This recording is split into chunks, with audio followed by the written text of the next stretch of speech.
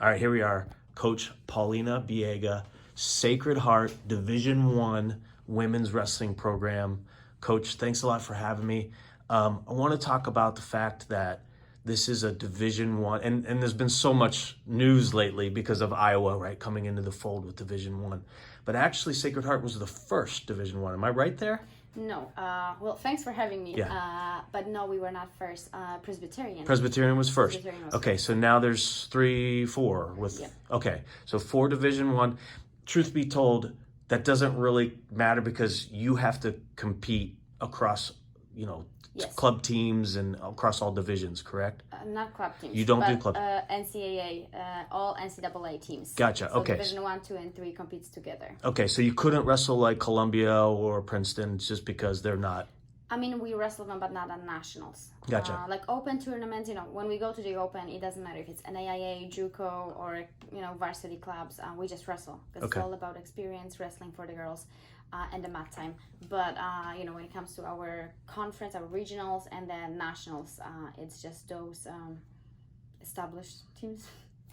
Right. So I see a poster on the back here. It says inaugural meet 2021, right? So that was just this past December. You got the girls on there. Quick recap on how the season went for you. Whew, it's hard to make it quick, but it was a very difficult season because we all, our athletes and us coaches, we came to nothing. There was no team. There was no athletes on the team, so we were all new to each other. And it's still a process of building. It was difficult, because of that. It was difficult because it was COVID. Was it great? Yes, we had a really good success.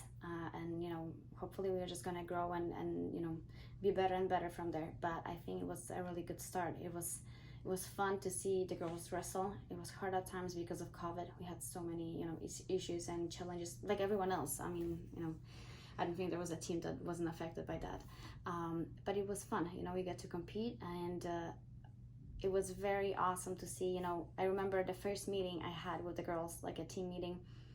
There was, 8 individuals and 2 coaches, and then we finished up as a team. So I think that's something I'm the most proud of, aside of the athletics, and that success on the mat. Right. So you don't quite have a full roster yet. Am I right there with the numbers?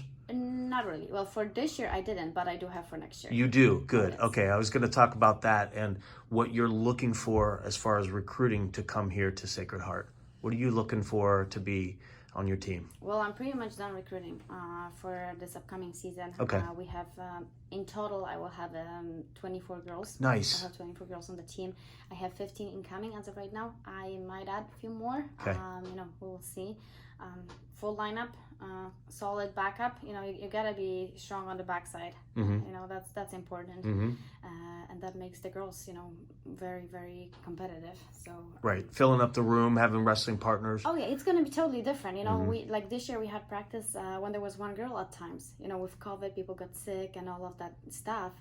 It was very hard on the girls. I give them props and credit because I didn't stop coaching, and my demands did not go any lower. I was still demanding, and at times it was really hard. Like when do you say enough? It's enough, but. We did it, and next year, it's going to be a different dynamic on the team, different dynamic of the room, because there's going to be so much body. So I'm excited. Good. Okay, so tell me, I'm from Central Ohio, right? So coming over from Ohio, we finally sanctioned the sport in Ohio. So I think we're number 33, and a couple have fallen since then. We're headed towards, hopefully all 50 states soon.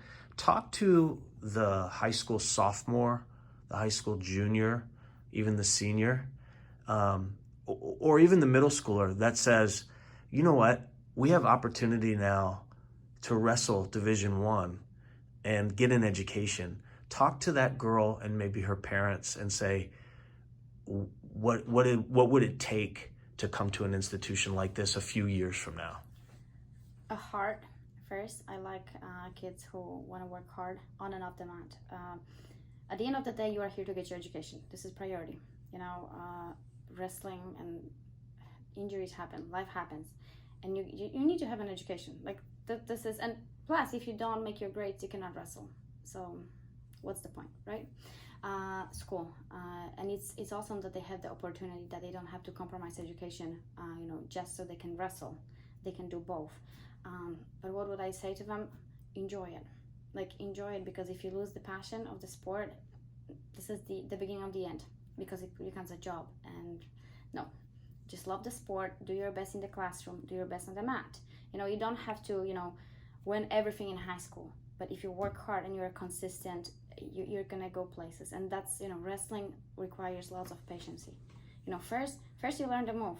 Well, first you try the move, then you learn, then eventually maybe you will do it at practice settings, then maybe you will do it at the a competition setting.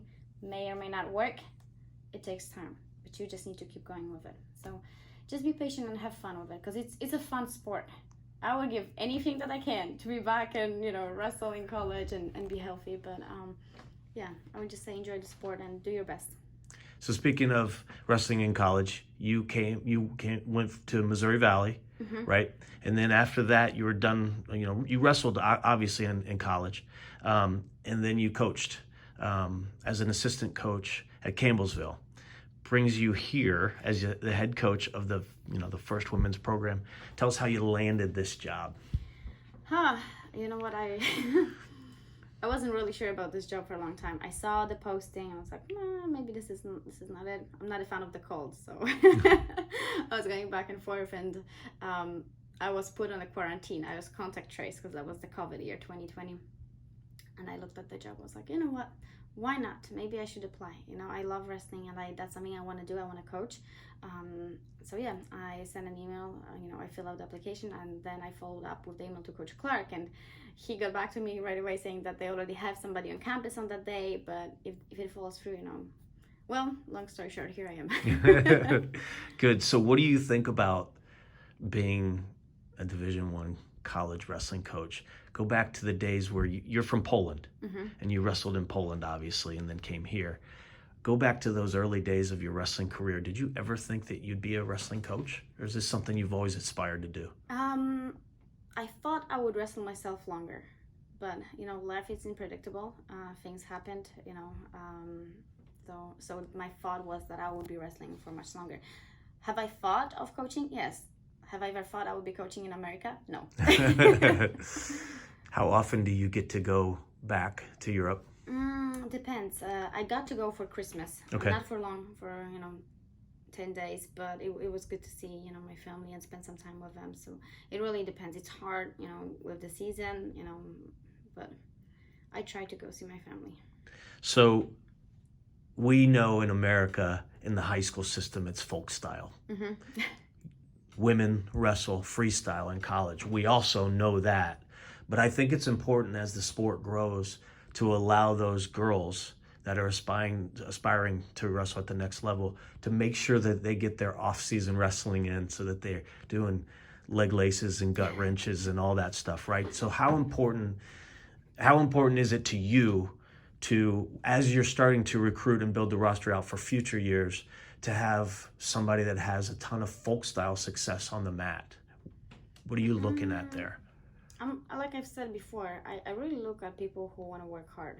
Because if you think that you've got it all figured out, I don't really want you, because you don't.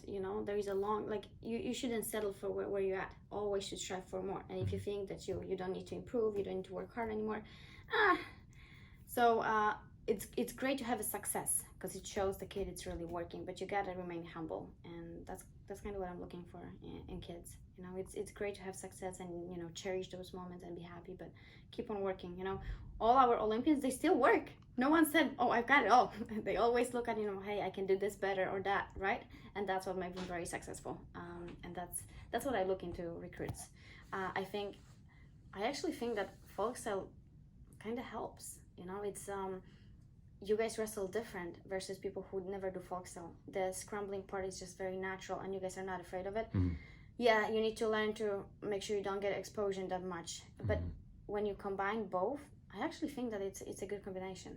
Yes, do freestyle whenever you can in the off season and learn that.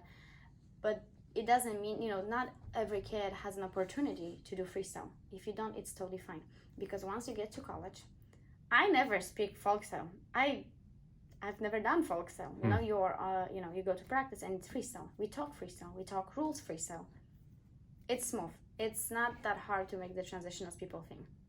And obviously, you're going to help somebody do that, right? But that's my goal. Yeah.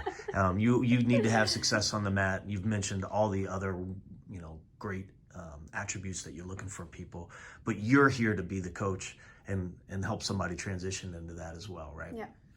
So talk to me a little bit about academics here at Sacred Heart. I don't know much about this institution. We got graduation going on today. Yeah. What's academic life like here?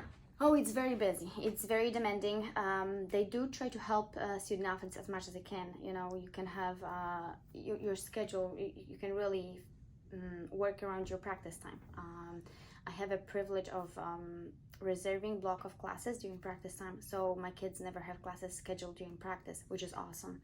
I can't do the same for the weightlifting, but then we have makeup lifts with our strength and conditioning coach, so they never miss. There is lots of free resources. We've got free tutors, free lab centers. We've got a writing center, so you can basically submit your paperwork and they will try to pre-review and help you with grammar and stuff like that. They really want you to succeed.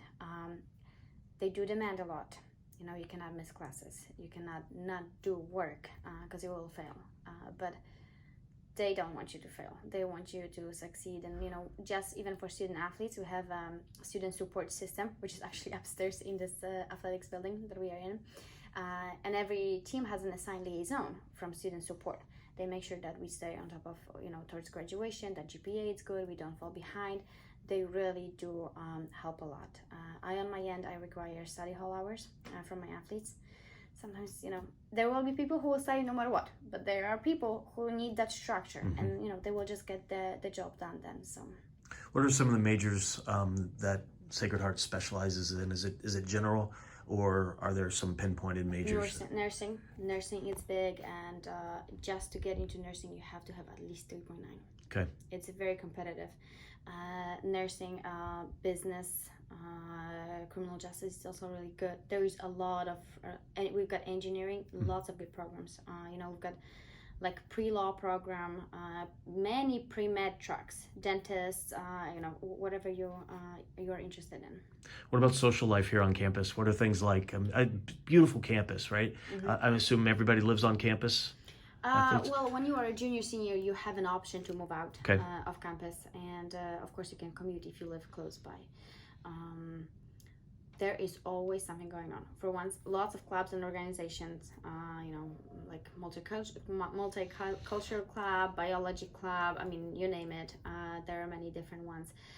We've got like bowling alley, rock climbing wall. There's always some events. Sometimes a president had a gala for like freshmen, sophomore, juniors. Movie night, something going on the quad. There is always something going on. So if you don't know what to do, that's your own fault. Right. Okay, so I'll end with this. What's coming up next for the program? What are the next few months look like? Technically, it's off season, but I know there's always you're always working. You're full time. So what's coming up over the next few months for you? I'm finalizing the schedule for next year.